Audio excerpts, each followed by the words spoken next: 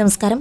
കഴിഞ്ഞ കുറച്ച് നാളുകളായി രേണു സുധിക്ക് ക്യാൻസറാണ് എന്നുള്ള വാർത്തകൾ സോഷ്യൽ മീഡിയയിൽ വളരെയധികം പ്രചരിച്ചിരുന്നു. എന്നാൽ രേണു അതിന് സമയമായിട്ടില്ല, ഞാൻ എല്ലാം ഒന്ന് തുറന്നു പറയും ഒരു ദിവസം എന്ന് ഒരു നിലപാടായിരുന്നു രേണു സ്വീകരിച്ചതും. എന്നാൽ ഇപ്പോഴിതാ രേണു അത് തുറന്നു പറഞ്ഞിരിക്കുകയാണ്. തനിക്ക് അർബുദമാണെന്ന വാർത്ത സത്യമാണെന്നാണ് രേണു സുധി പറയുന്നത്.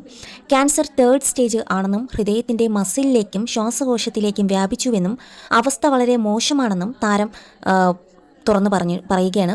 രേണുവിൻ്റെ വാക്കുകൾ ഇങ്ങനെയായിരുന്നു: എൻ്റെ പ്രേക്ഷകരോട് എല്ലാം പറയാൻ സമയമായി എന്ന് തോന്നി. കേട്ടത് ശരിയാണ്, എനിക്ക് ക്യാൻസറാണ്. ചിലർ തെറ്റിദ്ധരിച്ചിരിക്കുന്നത് ദുബായിൽ വെച്ചാണ് സ്ഥിരീകരിച്ചത് എന്നാണ്. സത്യം അതല്ല. സ്തനത്തിലെ മുഴ ആദ്യമായി എൻ്റെ ശ്രദ്ധയിൽപ്പെട്ടത് എനിക്ക് 15 വയസ്സ് ഉള്ളപ്പോഴാണ്. ആ മുഴയാണിപ്പോൾ ക്യാൻസറായി മാറിയിരിക്കുന്നത്.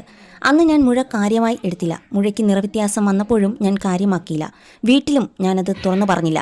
അസുഖങ്ങൾ വന്നാൽ പൊതുവെ വീട്ടിൽ പറയാറില്ല. അവർ തന്നെ മനസ്സിലാക്കി കൊണ്ടുപോവുകയാണ് ചെയ്യാറുള്ളത്. ഡിപ്ലോമയ്ക്ക് പഠിക്കുന്ന സമയത്ത് വീട്ടുകാർ അറിഞ്ഞു. ഉടൻ കോട്ടയം മെഡിക്കൽ കോളേജിൽ കൊണ്ടുപോയി.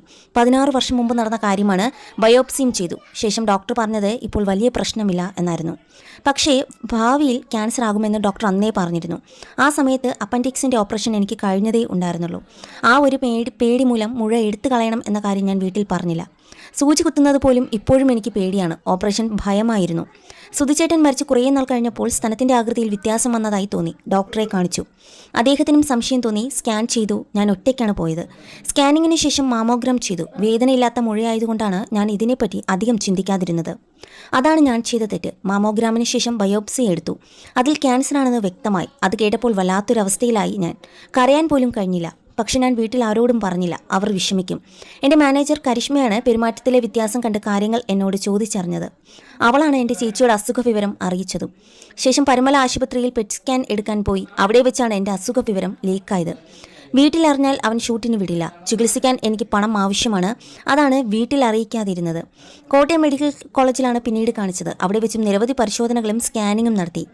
2 ആഴ്ച മുമ്പാണ് ക്യാൻസറാണെന്ന് അവർ സ്ഥിരീകരിച്ചത്. 3rd സ്റ്റേജ് കഴിയാറായി. എന്നെ ചികിത്സിച്ചിരുന്നുവെങ്കിൽ ഇന്ന് എനിക്ക് ഈ അവസ്ഥ വരില്ലായിരുന്നു. കുറച്ച് മോശം അവസ്ഥയാണ്. സ്തനത്തിൽ നിന്നും അത് കക്ഷത്തിലേക്ക് വ്യാപിച്ചു. ഹൃദയത്തിൻ്റെ മസിലിലോട്ടും ശ്വാസകോശത്തിലേക്കും വ്യാപിച്ചുവെന്നും രേണു പറഞ്ഞു. കഴിഞ്ഞ ദിവസം രേണു സുധി ആശുപത്രിയിൽ പോയ വീഡിയോകൾ പങ്കുവച്ചപ്പോൾ തന്നെ ഏറെ ചർച്ചയായതാണ് രേണു സുധിക്ക് ക്യാൻസർ ആണ് എന്നുള്ള കാര്യത്തിൽ.